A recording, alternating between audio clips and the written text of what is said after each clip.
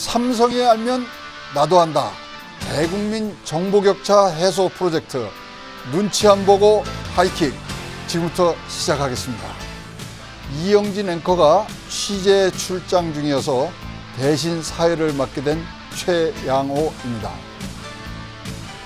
자, 먼저 출연자 소개해드리겠습니다.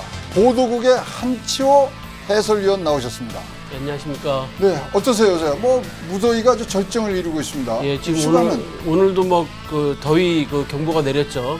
폭염 경보가 내려서 휴가를 가야 되는데 오늘 갑자기 출연자를 좀 대신하러 잠깐 나오게 됐습니다. 잠깐 나오신 거예요? 예, 잠깐 나와서 우리 출연자들을 좀 즐겁게 해드리고 가는 이 전위대 역할을 좀 하고 있습니다. 전위대가 아니고 전문용어로 땜빵이라고 그러죠.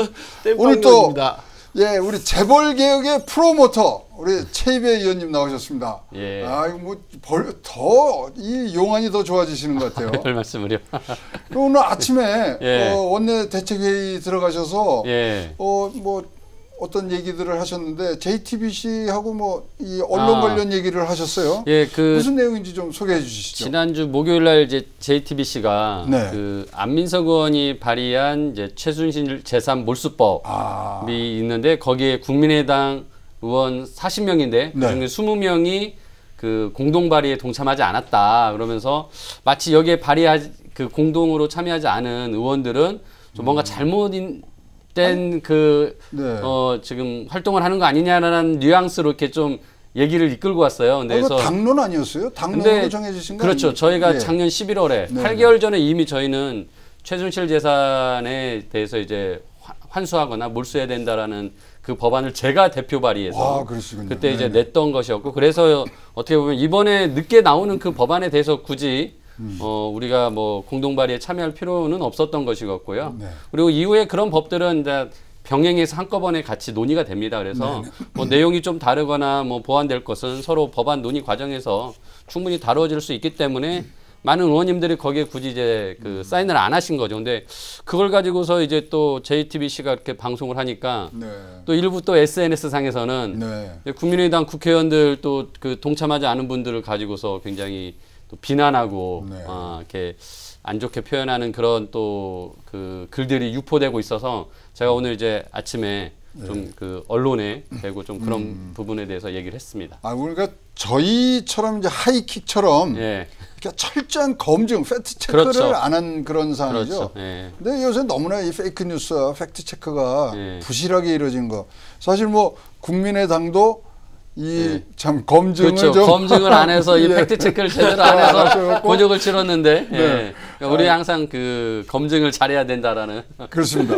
시대의 요구가 있습니다. 근데 제가 궁금한 게 한 가지 있는데 우리 최 의원님이 이번에 뉴스를 보니까 그 등록금에서 그 입학금 없애는 법도 발의하셨죠? 예, 그 제가 요즘 많은 법안들을 내는 것 중에 대부분이 그 지난번 대선 때 공약으로 만들었던 내용들을 지금 법안으로 내고 있습니다. 제가 이제 당시에 공약 단장으로서 공약을 주도적으로 이제 만들었던 사람으로서 뭔가 그게 이제 또 책임지는 모습인 것 같고, 그렇게 해서 국회에서 그런 것들이 좀 논의가 돼서 제도화되는 게 바람직하겠다라고 생각해서 그 입학금 폐지하는 것도 최근에 법안으로 냈습니다. 하여튼 나라다운 나라 좋은 공약들 많이 만들어 주시길 바라고요. 자, 오늘 다른 출연자 우리 김연학 교수 나오셨는데요. 기업에서 CFO 오래 하셨고, 그다음에 지금 서강대에서 기술경영전문대학에서 지금 이제 후학들 양성하고 계신데요. 네, 그렇습니다. 4차 산업혁명 하는 거 아닙니까, 이거면은? 4차 산업혁명과 굉장히 관련이 깊은 학문을 공부하고 또 학생들을 가르치고 있습니다. 네, 최근에 그 쓰신 글을 보니까 위크 AI, 그다음에 스트롱 AI, 그래서 아주 재밌게 읽었습니다만 우리 저 시청자 여러분들 위해서 위크 AI는 뭐고 스트롱 AI는 뭔가 좀 한번 설명을 좀 해주시면 어떨까요? AI라 그러면 이제 여러분 아시는 대로 Artificial Intelligence라 그래서 요즘 흔히 말하는 인공지능이죠. 인공지능이고 그 4차 산업혁명을 대표하는 기술들이 많이 있습니다.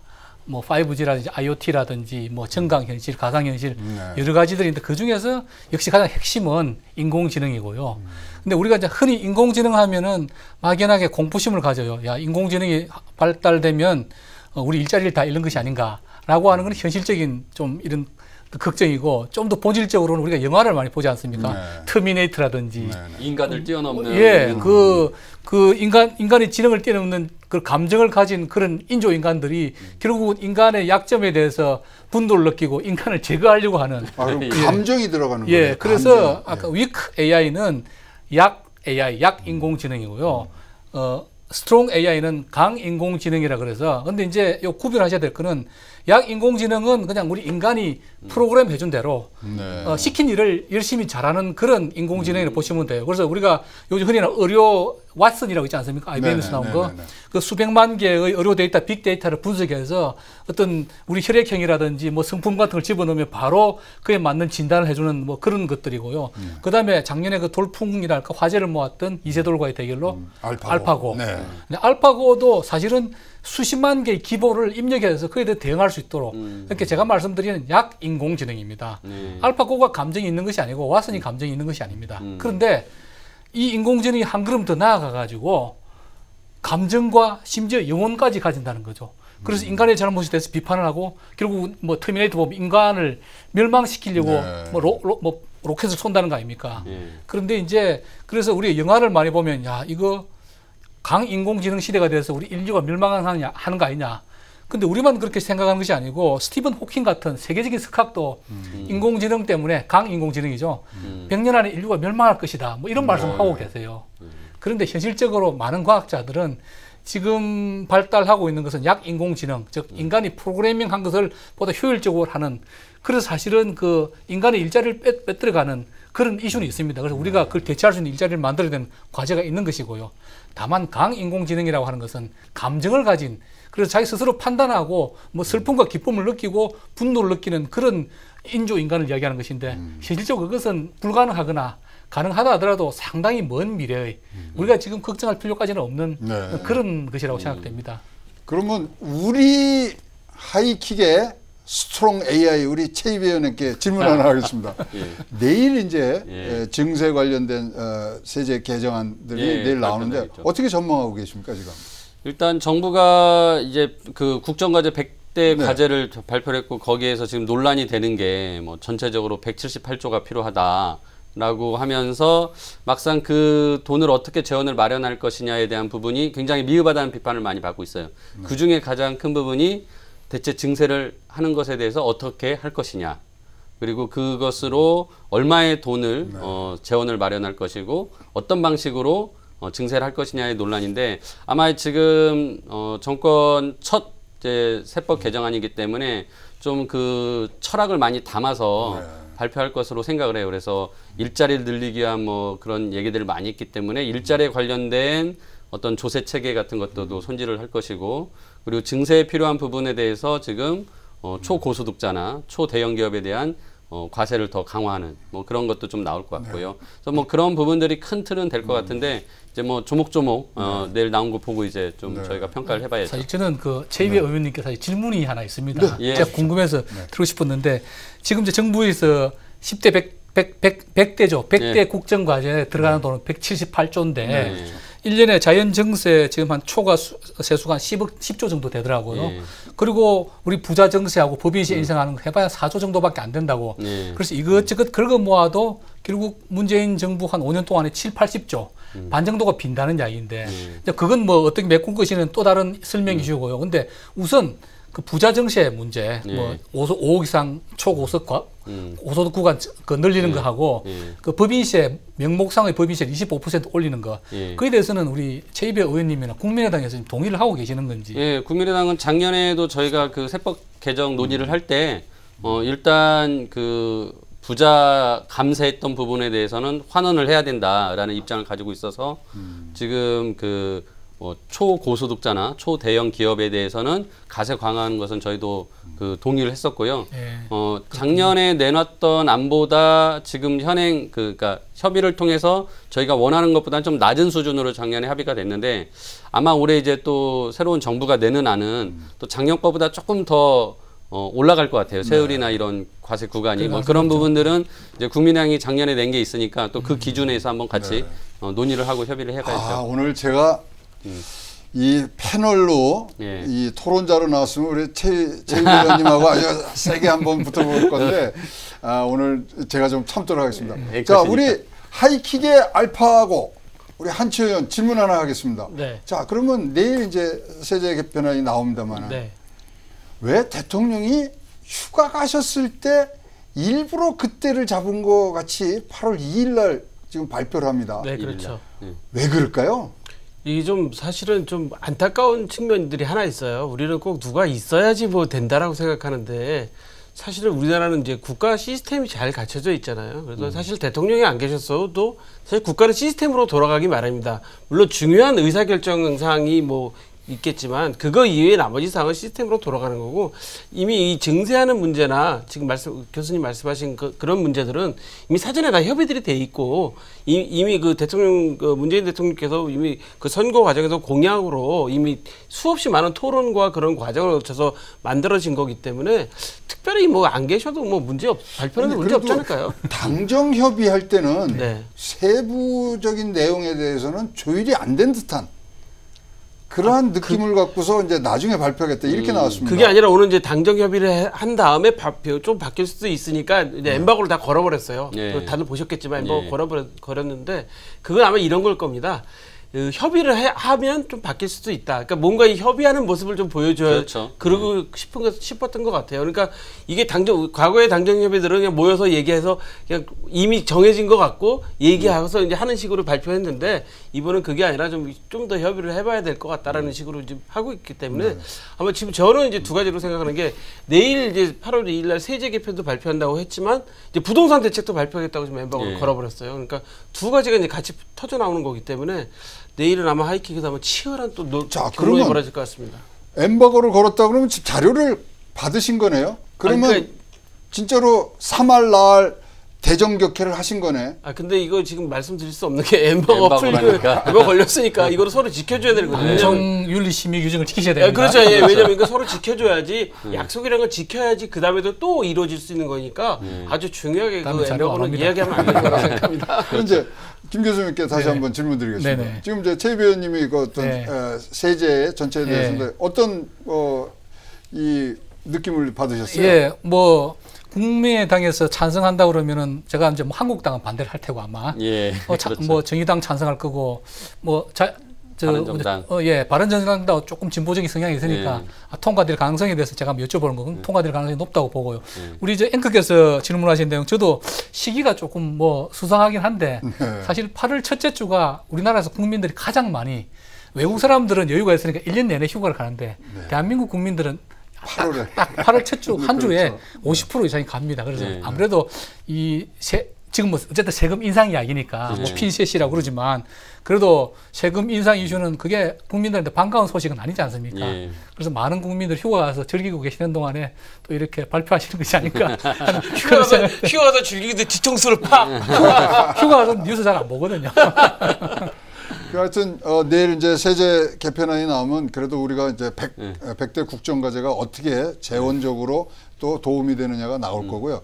제가 보기에는 대통령께서 지금 굉장히 구상하시는 부분이 분명히 있을 거라고 생각을 합니다. 뭐냐면은 8월 17일이 100일 되는 날입니다. 그러면 또 국민보고대회가 있고 그다음에 또 8월 15일 또 광복절 기념사들이 이제 준비가 돼야 되는데요. 거기에 지금 이 북한의 그런 미사일이라든가 핵 문제 이런 것들이 담겨질 것 같은데 어떤 전망을 갖고 계십니까, 최이배 의원? 지금 이제 미사일 말씀하셨으니까 이제 그 베를린 구상을 딱 그렇죠. 아주 그냥 통 크게 이제 딱 말씀하셨는데 지금 북한이 전혀 거의 호응 안 해주고 있단 말이죠. 그래서 굉장히 지금 정부도 당혹스럽고 심지어 사드 배치에 대해서도 부정적인 그런 견해를 계속 가지고 계셨는데 뭐 오히려 지금 배치를 또 더 빨리 해라라고 그러면서 이제 또 갑자기 말이 바뀐 거 아니니까 임시 배치다라고 또 이제 서로 막 말이 오락가락하면서 그러고 있는데요. 아마 광복절 그쯤에서는 이제 본인이 지금 이제 그 계속 100일 동안에 해오신 특히 거기에 가장 깊게 이제 시간을 많이 쓰신 부분은 일자리 쪽이에요. 그러니까 추경에 대한 문제 그리고 아마 이번에 세제 개편의 문제 뭐 이런 것들이 아마 가장 많이 좀 담겨질 거고 그다음에 대북 문제에 대한 왜냐면 항상 8.15 때는 그 대북에 대한 메시지가 항상 나오는 그런 그 기간이기 때문에 그 부분에 대해서 과연 어떤 입장으로 다시 말씀하실까 이거는 이제 초미의 관심사죠. 기존에 그 베를린 구상 말씀하신 것에 대해서 기조를 계속 유지하실 것인지 아니면 좀 변화가 있을 것인지 굉장히 이제 그게 초미의 관심사입니다. 그렇죠. 자, 뭐 지금 뭐 대통령 휴가 얘기가 나왔는데 평창을 가셨어요. 예, 평창을 가셨다가 이제 다시 이제 내려가셨는데. 진해 쪽으로. 네. 자, 평창 그러면 이제 올림픽이고 저 KT에서 이제 5G 예, 올림픽. 네, 지금 저 다른 그 기업에서 후원을 안 하고 있을 때 제일 먼저 공식 후원사가 됐단 말입니다. 네. 자, KT와 평창 올림픽 뭐 5G, 5G 얘기를 하셨습니다만은 자, 진짜로 5G가 거기서 상용화가 되고 우리나라가 이 표준 통신으로 갈 수 있는 계기가 될 수 있는지 제가 궁금한 점이 굉장히 많거든요. 그 5G는 이제 이런 뭐 기술 표준이라고 하는 것을 정해 가야 합니다. 지금 정해 가는 과정에 있고요. 그래서 올림픽 때는 국제 표준 규격이 아닌 5G로 하게 됩니다. 다만 그리고 상용 서비스는 아니고 상용 서비스라고 하는 거는 이제 돈을 받고 하는 게 상용 서비스고 이건 일종의 시범 서비스가 되겠죠. 다만 이제 이런 각 세계적인 통신사들이 5G 기술을 나름대로 기술 표준을 가지고 실험실에서 연구는 하고 실험은 많이 하고 있겠지만 이런 올림픽이라고 하는 큰 장에서 한번 시범 서비스지만 한번 해본다고 하는 것은 세계적으로 한국의 앞선 통신 기술을 과시하는 기회도 되는 것이고요. 또 KT 혹은 우리 한국이 주도하는 통신 기술이 네, 아무래도 세계 처음으로 좀 제대로 된 서비스를 하다 보니까 이 한국의 기술이 세계 표준으로 좀 확정되는데 상당히 좀 도움이 될 거다. 그런 기대를 할 수가 있는 것이죠. 근데 바로 2020년도에 동경에서 또 하계올림픽이 열린단 말입니다. 그렇죠. 거기서도 굉장히 뭐 경쟁적으로 어떤 기술적인 발전을 해서 치고 들어온다는 표현을 해볼까요? 네. 그런 분명히 경쟁이 있을 건데 그 부분에 대해서는 어떠신? 그럴 수도 있죠. 그런데 이제 재미있는 것이 NTT 도코모가 이제 일본의 최대 통신 회사인데요. NTT 도코모하고 KT하고는 이 서로 지분 관계가 있습니다. NTT 도코모가 5% 정도 지분을 가지고 있고요. 뭐 제가 있을 때부터 시작한 것인데 1년에 2차례씩 서로 기술 협력 회의도 하고요. 그래서 이 5G 기술 표준은 KT와 NTT 도코모가 상당히 공유를 하고 있습니다. 그래서 우리가 먼저 발동을 걸면 그 NTT 도코모가 또 공유를 하고 또 역시 우리한테 시작된 기술이라든지 비슷한 표준이 일본에서도 가지고 하지 않을까. 그래서 전반적으로 기술 표준이라고 하는 건 더팍토 표준이라고 해서 사실 세가 중요합니다. 그래서 내가 많은 얼라이언스를 가지고 많은 통일사업자들이 내 기술을 가지고 서비스를 할 때 그게 국제 표준이 될 수 있는 것이거든요. 그래서 그런 면에서는 뭐 한국에서 동경에서 올림픽하고 우호적인 회사인 NTT 도코모가 같은 기술로 서비스 해준다면 한국에 도움이 되는 것이라고 저는 생각합니다. 네. 하여튼 뭐 평창 올림픽이라든가 이런 부분들이 준비가 굉장히 잘 돼야 될 것 같습니다. 왜냐하면 이것이야말로 문재인 정부에서 첫 번째 국제적인 이벤트고 아까 말씀드린 대로 5G의 그런 어떤 획을 그을 수 있는 부분이기 때문에 굉장히 중요한 거고 또 거기를 방문해 주셔서 이 동료를 해 주셔서 굉장히 고맙다는 말씀을 드리면서요. 자, 오늘 그 출연자 지금 뭐 한치호 땜빵께서 지금 계속 자리를 해주고 계신데 우리 저 시민운동의 젊은 기수이시고 참여연대 사무처장을 지금 맡고 계시는 우리 안진걸 처장님 나오셨습니다. 우리 자리 교체한 빨리 오셔야죠. 자, 들어오십시오. 네, 우리 안진걸 처장님 오셨고요. 네, 안녕하십니까. 네. 안녕하세요. 많이 바쁘신 거예요? 휴가지에서 바로 오니라고. 그러셨어요. 넉넉히 출발했는데도 좀 차가 막혔습니다. 죽을 죄를 졌습니다. 네, 그거에 대해서 우리는 용서치 못하고요. 예. 자, 아시아경제 TV를 위해서 평생 복무하겠습니다. 출연료 갚겠습니다. 출연료 다 드립니다. 출연 다 드리고, 자, 지금부터 이제 최입 의원부터 한 차례씩 지금 이제 공격을 하시도록 하겠습니다. 예. 네, 뭐 제가 우리 안진걸 처장님 알고 지낸 지 뭐 거의 한 지금 20년 가까이 되는데요. 네. 항상 이렇게 아슬아슬하게 오세요. 평소에 시간 잘 지키신다고 제가 들었습니다. 네, 오늘은 조금 진짜 정말 휴가지에서 바로 출발했습니다. 아시아경제TV를 위해서 정말 잘못했습니다. 자, 그래서 앞에 10분을 까먹으셨기 때문에 바로 질문 들어가겠습니다. 예. 자, 참여연대 효성에 관한 지금 무슨 고소고발이 있고요. 그다음에 이 상장 폐지 얘기까지 나오고 있는데, 자, 우리 시청자들을 위해서 좀 내용을 정리해 주시면 어떨까요? 효성 사건. 다시 한번 죄송하고요. 예, 나중에 꼭 만회하겠습니다. 우리 최비혜우님께서 원래 경제개혁연대라고 하는 아주 훌륭하고 실력 있는 이제 재벌 대기업 감시 단체에 계셨는데요. 그때 항상 이제 문제가 되는 몇몇 대기업들이 있습니다. 네. 뭐 우리 제목에도 있는 삼성도 있을 수 있고 현대도 있고, 근데 효성이 늘 올라옵니다. 여기가 이제 총수 일가간에 최근에는 총수 일가간에 막 서로 고발해서도 큰 문제가 됐었는데, 이번 사건은 뭐냐면 이제 다른 무리를 일으킨 사건 말고 이 건만 말씀드리면 갤럭시아 포토닉스라고 하는 이 효성의 계열사인데, 네.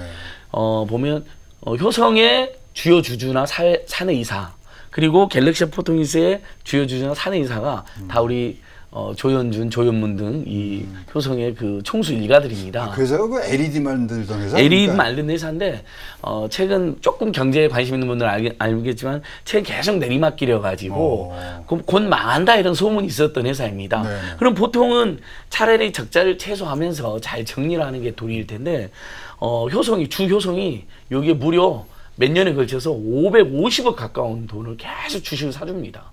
그래서 효성에는 손해를 엄청 끼치고 갤럭시 포토닉스에는 그만큼 이익을 준 거죠. 근데 갤럭시 포토닉스에 이른바 이 조현준, 조현문 등 효성의 총수 오너 일가들의 사내이사이기도 하고 주식도 보유하고 있어서 이들의 손해를 최소화시켜주면서 주효성에는 막대한 손해를 끼쳤다. 결국 최근에 결국은 회사 정리를 발표를 했거든요. 네. 그러니까 주식도 다 휴지조각이 됐습니다. 그러니까 최대 뭐 검찰이 수사를 해봐야 알겠지만 엊그저께 검찰이 특히 이제 수사에 돌입했다는 바로 지금 뉴스도 나오고 있잖아요. 네. 제가 이제 고발하고 요즘에 검찰이나 경찰이 이제 갑질이라든지 재벌 대기업들의 어떤 범죄 행위에 대해서 적극적으로 수사하고 있는데 최대 한 550억 정도의 배임이 발생한 것으로 추정되고 있습니다. 그럼 이제 조현준 사장은 지금 또 형을 받아서 미국 법인의 그런 횡령 부분에 있어서 좀 집행유예 중인데 굉장히 그 재판에도 영향이 있겠네요. 그럼요. 이게 이제 거듭해서 횡령이나 배임이나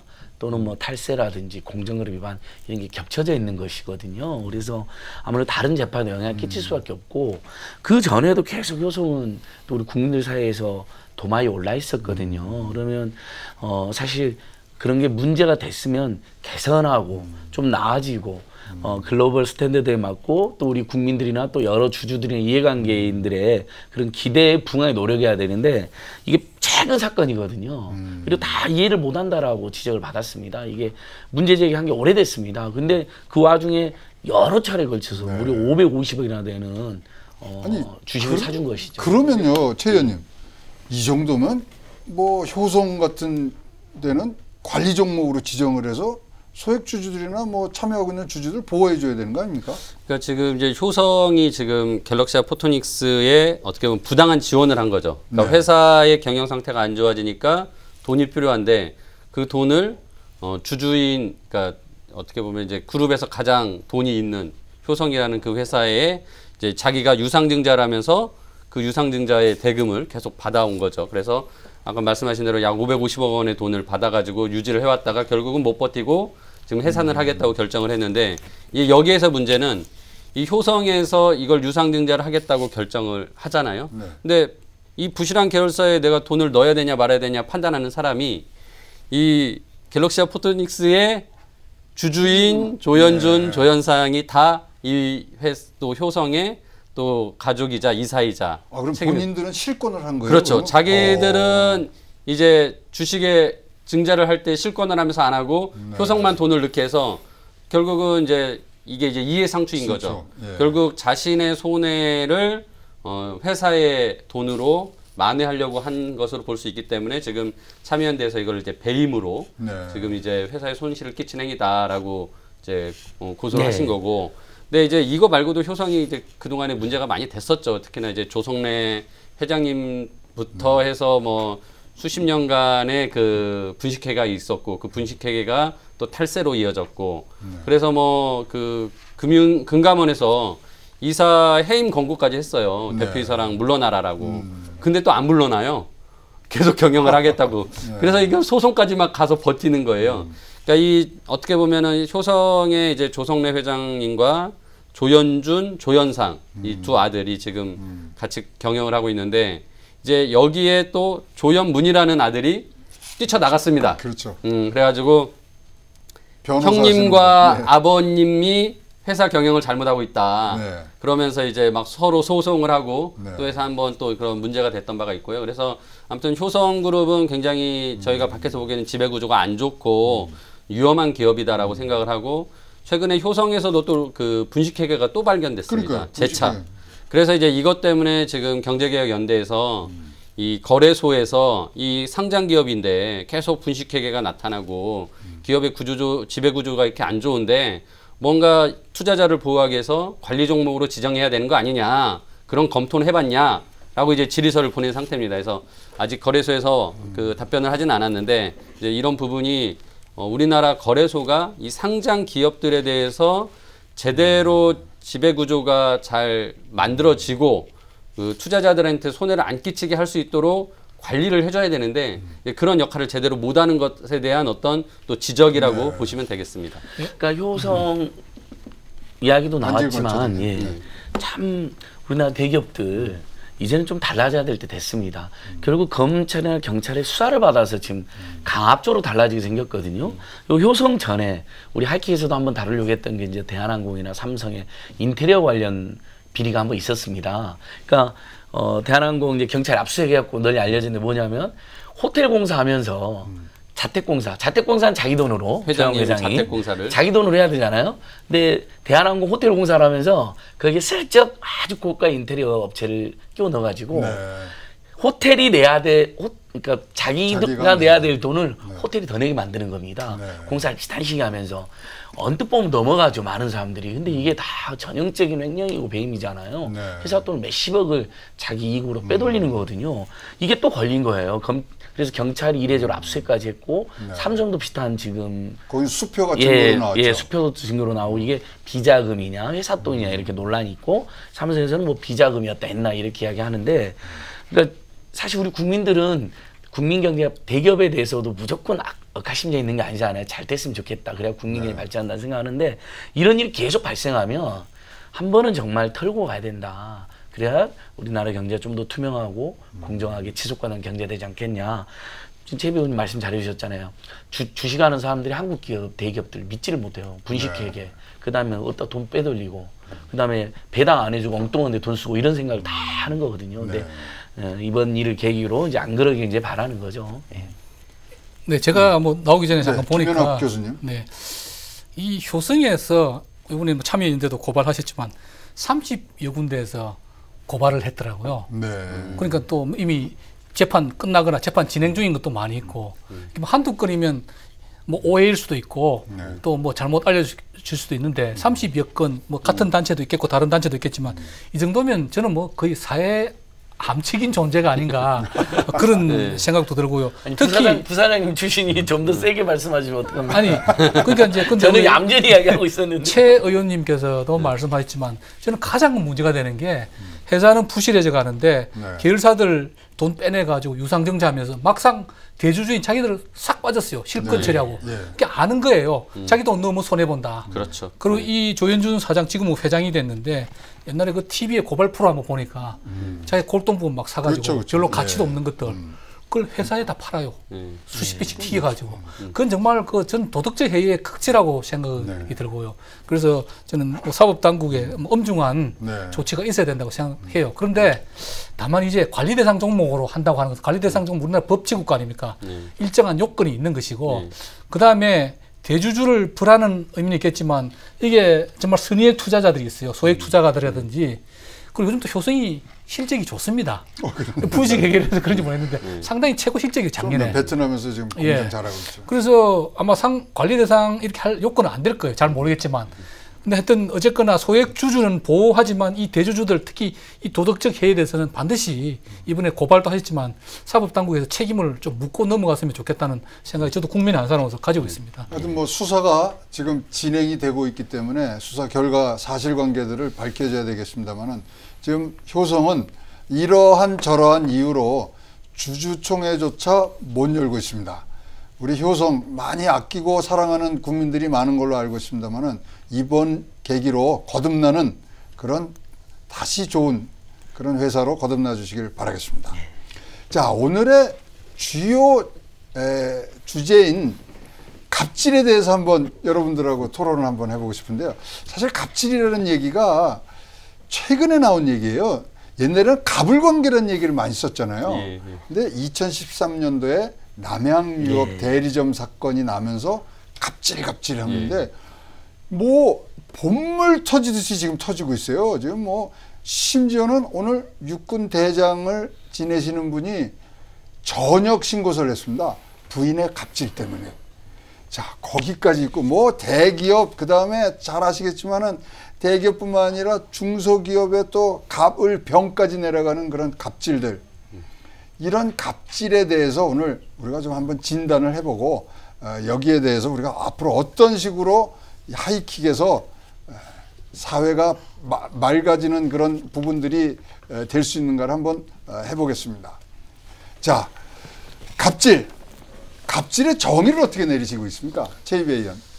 일단 가불관계라는 게 결국은 이제 원래는 계약서상에 이제 나오는 거예요. 그렇죠? 그러니까 누구를 갑으로 하고 누구를 을로 한다고 이제 그 계약서상에 갑을로 표현을 편하게 한단 말이죠. 근데 그게 이제 가불관계라는 게 결국은 이제 그 계약관계에서 요즘은 권력관계의 표현으로 바뀌었단 말이죠. 그래서 갑이 거래 지위상의 위쪽, 그리고 을이 거래 지위상의 아래쪽을 차지하면서 이 거래 지위상의 아무래도 권력을 더 많이 가진 쪽에서 이제 을에게 더 많은 것을 요구하고 자신의 이익을 찾아가는 거.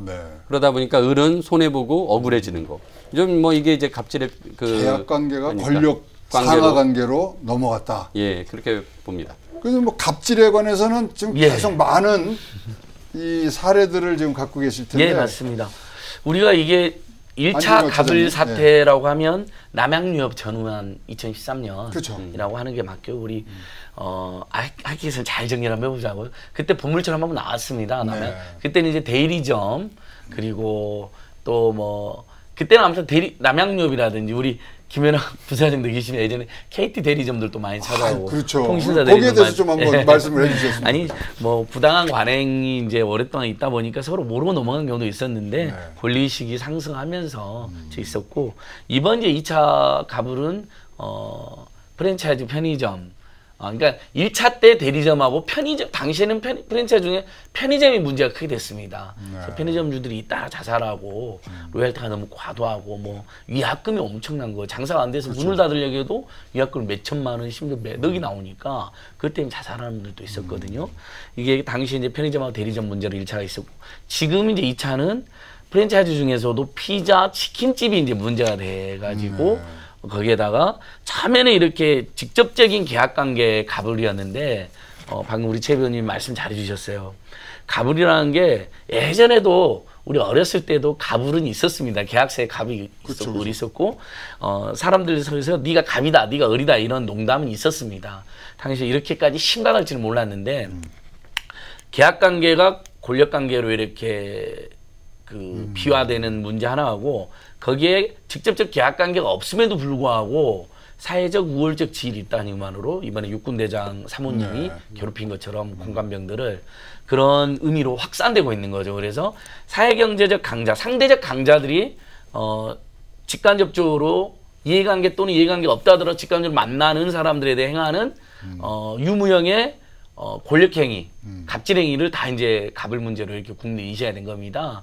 이건 아무래도 촛불 시민혁명 전후에서 우리 국민들이 가지게 된 권리의식 상승과도 연관이 있는 것 같아요. 예전에는 당하고 살았고 그러려니 했는데 이건 아니다라는 이제 문제의식이 한 번에 퍼지면서 아마 우리 하이킥에서 예견해 보는 건데 앞으로도 몇 달은 더 지속될 가능성이 높습니다. 몇 개가 더 나올 것 같아요.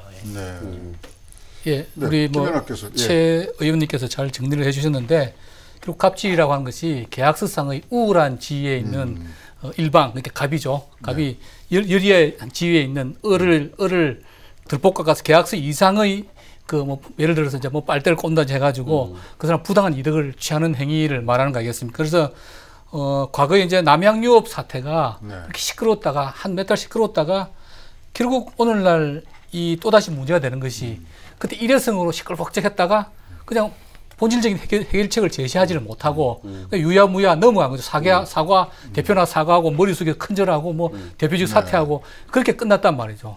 근데 이제 이번에 이제 진보 정권으로 바뀌었으니까 이제 본질적인 굉장히 시끄러운 것 같지만 결국은 정부에서 바라는 그런 문제의 본질적인 해결책을 던지려고 하려고 하는 것이라고 저는 생각을 해요. 그냥 한번 이렇게 잘못한 놈도 한번 혼 좀 내고 소리 좀 지르고 그리고 또 우회무에 넘어가면 또 2, 3년 뒤에 또 이런 일이 있을 거 아니겠습니까? 그래서 이거는 본질적인 문제 해결을 위한 것이다. 그래서 우리가 앞으로 논의를 하겠지만 그 해결책에 대해서는 이제 앞으로 서로 많은 고민을 해서 나와야 되고요. 다만 또 한 가지 드는 생각은 이 가맹점주라든지 갑의 개인적 일탈이라든지 비위하고 회사 전체의 비위하고 너무 결부해서는 안 되겠다. 오너 리스크. 예, 오너 리스크 말씀드리고 싶은데 뭐 미스터 피자는 보니까 회사 차원에서 비리가 많았는데 어떤 그 가맹점이나 갑에 있는 위치에 있는 사람의 잘못된 행동으로 말미암아서 사실은 그 회사와 직접 관련이 없는 뭐 성추행이라든지 예를 들어서 그런 것들 때문에 그 가맹 프랜차이즈 전체 이미지가 떨어지고 그 때문에 억울하게 그 가맹을 해서 사업을 하는 분들이 굉장히 피해를 보고 있는 그런 경우도 많이 있는 것 같습니다. 그래서 그 개인의 비리 이슈하고 회사 차원의 이슈하고는 분리를 했으면 좋겠고요. 오늘 제가 나오면서 보니까 뭐 그저 야채네 총각내 야채 가게 그 이영석 대표에 대해서도 뭐 폭행을 했니 갑질했니 굉장히 시끄러웠는데 나오기 직전에 보니까 그 상당히 과장된 거다. 그 한 8년 전에 자기가 사업을 잘못해서 떠난 한 그 대리점주가 앙심을 품고 상당히 그걸 뭐 침소봉대 가지고 한 거다. 50여 개의 총각내 그 대리점들이 있는데 그 대리점주 일동이 지금 굉장히 분노해가지고 근데 그 사람들이 장사가 지금 안 되게 됐으니까. 그러니까 이게 또 언론이 또 이런 게 이제 나타나면 또 이제 그 프레임에 막 또 싸가지고 막 얘기를 하다 보니까 지금 말씀하신 것처럼 어떻게 보면 침소봉대 해가지고 오히려 결국 이런 피해가 문제는 이제 가맹점 주가 사업하는 사람들이 다 짓는 거잖아요. 본부는 뭐 리스크를 많이 안 지는 반면에 그래서 이제 이 부분 때문에 그 공정위에서도 이제 법안을 좀 마련을 하겠다라고 했던 거죠. 그래서 가맹점 그 가맹 본부의 어떤 잘못으로 인해서 결국은 가맹점의 사업자들에게 손해가 끼쳐지면 손해배상할 수 있게 만들겠다. 그래서 이런 제도적인 보완도 요즘 논의가 됐던 바가 있는 거죠. 일명 저 법이 일명 호식이법이라고 그래서 그렇죠. 우리 최 배우님이 있는 국민의당의 김관영 의원님이 그만 레이션 주셨습니다. 아까 제가 막 휴가지에서 늦어가지고 막 머리가 복잡했는데 사례 몇 개가 아주 떠올랐어요. 그러니까 반드시 이번에 이제 근절돼야 된다는 우리 공익적 목표하에 좀 끔찍했지만 말씀을 드려보면 예전에 이제 모 편의점에서 이제 편의점주가 힘드니까 위약 장사를 이제 접으려고 하면 아까 말씀드린 위약금이 몇 천만 원이 나온다고 그랬잖아요. 5년 이상 무조건 해라고 되어 있으니까. 그래서 이분이 한 번은 자살을 한 경우가 있었습니다. 근데 우리나라 네노라는 편의점 본사에서 그 자살의 이유를 감추려고 마치 지병인 것처럼 그 사망증명서를 사망진단서를 위조해가지고도 큰 문제가 된 적이 있었고요. 그다음에 기본적으로 편의점도 보면 로얄티를 35%를 떼갑니다. 그러니까 전국에 지금 한 3만 개 정도가 편의점인데 가맹점은 한 30만 개 되고 그중에 3만 개 편의점인데 1,000만 원의 올 매출이 들어서 35% 350만 원 본사가 먼저 가져가는 구조가 되어 있으니까 나머지로 건물주에게 임대료 내고 관리비 내고 알바 급여 주고 그러면 이제 부가 가져가는 돈이 100만 원 안팎에 안 된다 이런 분석이 나오게 된 거거든요. 그래서 그런 로얄티도 좀 조정이 돼야 되는 부분이 있고 대표적으로 지금 총각내 야채 가게에서도 뭐 이제 뭐 혹독한 그 교육 시간에 뭐 때리고 뭐 생일인데 뭐 선물 사라 이렇게 했었는데 이제 다른 점주들이 나서게 된 이유는 지금 불매 운동이 그 다른 점주 피해를 줄까봐 그런 건데 분명히 그런 사실이 있었던 건 사실입니다. 일부 과장이 되는 경우는 가끔 있죠. 근데 보면 보복 출점이 항상 문제가 됩니다. 그렇죠. 미스터 피자에서도 문제가 된 게 그 미스터 피자에서 항의하다가 쫓겨난 점주가 피자 연합이라고 해서 일종의 피자 협동조합을 만들었어요. 인천에. 그 옆에 근데 딱 보복 출정합니다. 근데 그 점주께서 자살까지 하셨거든요. 근데 제가 그분이랑 주고받은 카톡이 있더라고요. 그래서 언젠가 우리 하이킥에 한번 이렇게 인쇄해서 보여주고 싶어요. 정말 열심히 해보겠다. 가불의 굴레에서 벗어나서 우리 이제 피자 연합, 피자 협동조합 정말 중소상공인들이 갑질에 시달리지 않는 걸 만들었다. 꼭 도와달라라는 이런 그 희망과 호소가 있는 카톡이 여러 개 저한테 와 있더라고요. 저도 막 답하고 응원 드린다. 근데 결국 그분이 싸늘한 시신으로 발견된 거거든요. 그러니까 이 갑질이라는 게 단순하게 야, 그 옛날에도 있었는데 참아 넘겨야지. 애를 못 참고 그래. 자기 회사인데. 이렇게 이야기하는 분들이 있는데 그게 아니라 사람이 죽어나기도 하는 문제이고 도저히 안정적 수입, 그러니까 최저임금도 안 되는 수익으로 내몰리는 문제이기도 하고 거기에 그런 옴짝달싹 없는 본사의 행포 구조가 있다. 이런 문제이기 때문에 우리가 그래서 더 열심히 지금 문제 제기하는 것 같습니다. 근데 아까 말씀하신 도중에 생일인데 뭐를 선물을 예, 총각내 야채 가게에서 이제 그 대표님이 그 점주들 모여 있는 방에 나 오토바이 사줄 사람 오토바이를 올린다든지 누구누구는 생일 축하 메시지를 보냈는데 뭐냐 안 보내는 사람 막 이런 것들이 있었어요. 그러니까 변종 갑질이죠. 사실 우리가 합리적 계약 관계에서 점주가 된 거지 그분을 추종하고 신앙적으로 무슨 모시고 이런 관계가 아니잖아요. 근데 마치 그런 관계인 것처럼 평소에도 사제관계라고 이야기했어요. 좋아요. 사제관계까지는 좋아요. 하지만 뭐, 사제라면 스승이 정말 제자들 아껴주고 사제가 아니고 조직폭력배네요. 이러면은. 그러니까 자칫하면 그런 저는 그렇게까지는 아니었다고 믿고 싶지만 총각내 야채 가게는 이제 그런 혐의가 일부 있었다. 그래서 지금 남아있는 점주들 입장에서는 그걸 다 까발리면 문제가 되잖아요. 그래서 제가 항상 호소하는 게 우리 하이킥의 호소는 본사 향하더라도 가맹 예를 들면 삼성이나 현대 불매운동하는 거하고 좀 다르다. 여기는 점주들이 바로 중소상공 우리 이웃들인 점주들이 바로 타겟했기 때문에 가맹점에 대한 불매운동은 조금만 이렇게 자제를 해주시는 지혜가 필요하다. 이제 이런 뭐, 말씀도 드리고 싶어요. 뭐 우연인지 모르겠습니다만 오늘이 제 생일이거든요. 네, 그래서 제가 효성 오토바이가 하나 필요한데 뭐 알아서 다음번에 출연하실 거면 제가 갑질 한번 해보도록 하겠습니다. 예, 이제 그런 일이 있었던 거죠. 그럼 점주들이 어떻게 되냐면 쩔쩔매요. 그러네요. 심지어는 한 번은 좀 덜 비싼 거에서 누가 사주기도 했어요. 근데 너무 비싼 게 한번 올라와가지고 점주들이 연합해서도 돈을 냈더라고요. 이건 부당한 일종의 그 돈을 강요하는 거잖아요. 사실 300만 원짜리 시계. 예, 뭐 그런 건 다름없죠. 하여튼 이 소위 말하는 점주와 가맹점과 본점과의 사이에서 지금 뭐 많은 그 공정거래에 이거는 좀 시정을 해주십시오 하는 거에 제일 첫 번째 올라 있는 게 뭐냐면 정보 공개서 공개서 제공 의무를 그러니까 깜깜이 계약을 했다는 거죠. 그렇죠. 그런 일이 뭐 아주 비일비재하나요? 근데 아니 솔직히 그냥 상식적으로 생각하면은 내가 이 가맹 그 본부하고 계약을 해서 이제 가게를 차릴 건데 정말 이 사람들한테 내가 어느 정도 수준까지의 거래를 해야 되는가에 대해서 알아야 되거든요. 근데 그 계약서에 그런 내용들이 없는 거죠. 그래서 나중에 좀 지나고 보면 뭐 이것도 나한테만 사라. 그리고 뭐 인테리어도 뭐 몇 개월 만에 바꾸는데 내가 정해준 사람한테 바꿔라. 뭐 여러 가지 그런 이제 계약서에 다 제공되지 않는 내용들이 나오거나 뭐 이런 것이 문제가 되기 때문에 이제 그런 정보들을 다 공개해달라 처음부터. 그리고 제가 이제 한 가지 그 법안으로도 이제 아이디어를 내서 지금 논의를 했던 부분이 있는데 뭐냐면은 진짜 이 가맹본부가 좋은 사업자면 아마 그 가맹 점주들하고 어떤 갈등이 없고 고소 고발 이런 게 없을 거예요. 근데 나쁜 사람이라면 그게 많을 거예요. 막 고소 고발도 있고 서로 막 갈등하면서 뭐 소송하는 것도 있고.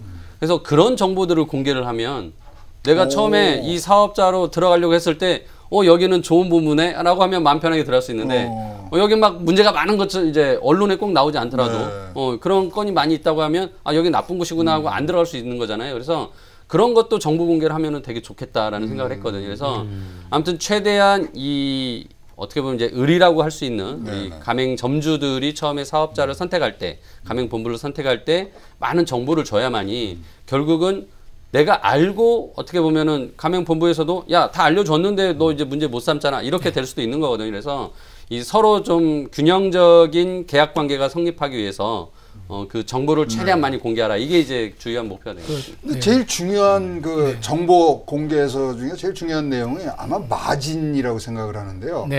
지금 김상조 공정거래위원장은 그 마진을 로얄티 쪽으로 이거 전환을 하는 그러한 이제 구상을 말씀을 하셨어요.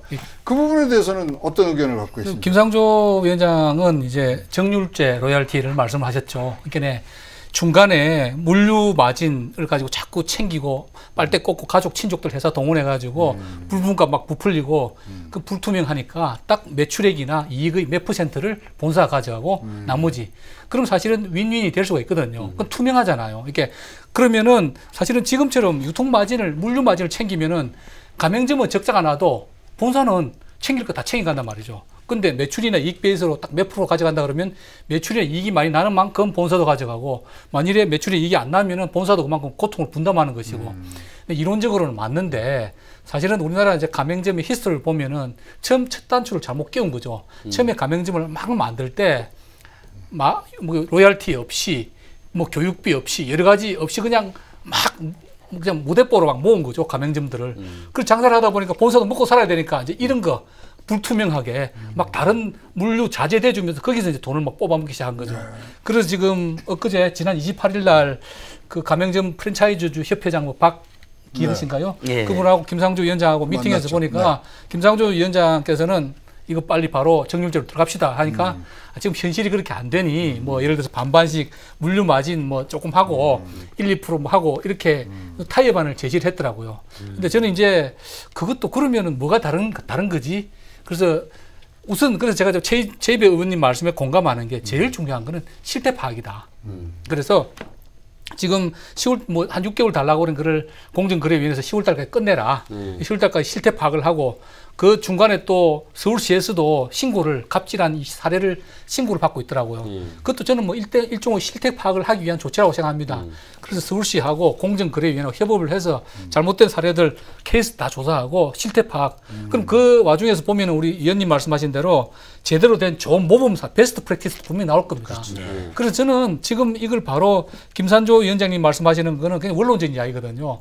그 미국처럼 일본처럼 바로 정률적으로 갔으면 좋겠지만 그동안에 20년 동안 분탕치를 놓는데 하루아침에 바로잡기 쉽지도 않고 그렇다고 프랜차이즈 협회장 말대로 하자니까 별로 개선되는 거 없을 것 같고 그래서 우선 지금 예단하지 말고 실태 조사를 해가지고 몇 개의 베스트 프랙티스 정말 100% 정률제로 가는 것이 맞는지 아니면 50% 정률제 한 20% 플러스 마진 하되 투명하게 하는 게 맞는 건지 여러 가지 대안을 가지고 심도 있는 토론을 하고 맞습니다. 예, 그걸 하기 위해서는 실태 파악과 베스트 프랙티스 아니면 또 월스트 프랙티스 그런 그렇죠. 것들을 쭉 나래비를 세워가지고 그중에 모범 기준을 찾고 매뉴얼을 그렇죠. 만드는 것이 중요하다는 생각입니다. 맞습니다. 로얄티로 가는 게 무조건 대안은 아닙니다. 왜냐하면 아까 제가 말씀드렸잖아요.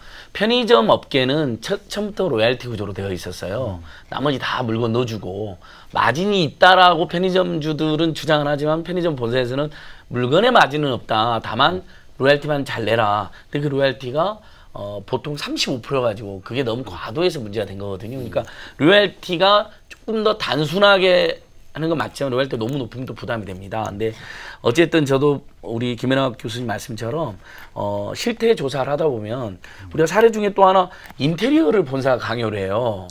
뭐 2년 지나면 해라 3년 지나면. 근데 이러면 알겠습니다. 제가 잘 아는 우리 동생한테 맡기겠습니다 해서 저렴하겠습니다 그러면 그걸 못하게 해서 본사가 지정한 A 업체만 하는 거예요. 알고 봤더니 친척이에요. 근데 5천만 원짜리 인테리어 공사를 뭐 2억에 막 강연 이렇게 해서 돈을 뜯어가는 구조가 있었기 때문에 이런 건 로얄티냐 아니냐고 떠나서 이런 건 범죄거든요. 무조건 못하게 하고. 범법행위죠. 예, 맞습니다. 네.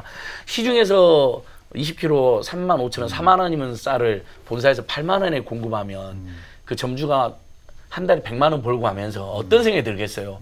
저것만 정상화돼도 내가 200, 300은 가져갈 수 있는 이런 생각이 들 수가 있잖아요. 그러니까 이런 것들은 바로 근절을 시키되 다만 로얄티로 갈지 아니면 물류 마진으로 갈지는 사실 그 부분은 조금 더 또 그 프랜차이즈의 성격상 약간 서로가 정할 수도 있는 부분이 업종마다 다를 수가 있죠. 업종마다. 그래서 보통은 편의점 로얄티로 가 있고 그다음에 이제 그 치킨 업계라든지 이런 데는 뭐 물류 마진 뭐 이렇게로 되어 있기도 합니다. 그래서 그거 조금 신중하게 판단해도 듣지 않는다. 다만 문제가 되는 건 이번에 다 드러내자. 그러니까 이제 그 두 분 말씀하신 거하고 또 이제 김상조 공정위원장도 그런 거 이제 같이 그때 얘기하면서 결국 좀 단계적인 절차를 밟아가자라는 좀 타협안으로 이렇게 좀 정리를 하신 것 같더라고요. 그래서 실태 파악도 중요하고 그리고 그 안에서 유통 마진으로 하느냐 또는 이제 수수료로 이제 하느냐 그 두 부분들을 이제 뭐 종합적으로 이제 분석해서 이제 만들어야 될 것이고요. 이제 중요한 것은 이제 아무튼 이걸 하려면은 정보가 다 공개가 돼야 된다라는 것이고, 그 공개하는 과정이 조금은 시간을 필요하겠지만은 우리가 그거를 단계를 안 거치고 가면은 절대 근본적인 치료를 못 합니다. 그래서 저는 급하지 않게 좀 가야 된다 이런 생각 가지면서 예, 말씀 정리하겠습니다. 우리 마지막으로 한 10초만. 10초입니다. 네, 하이킥 단독으로. 여기 오면서 연락이 왔는데 김상조 공정거래위원장님이 그 을 단체들 있잖아요. 8월 31일 날 오후에 전격적으로 간담회를 연다고 연락이 와 있습니다. 그래서 시민단체들도 같이 간담회를 하기로 했습니다. 자, 오늘 하이킥 50분 어떠셨습니까? 내일 더 재밌는 주제로 찾아오겠습니다. 삼성이 알면 나도 한다. 자, 하이킥입니다.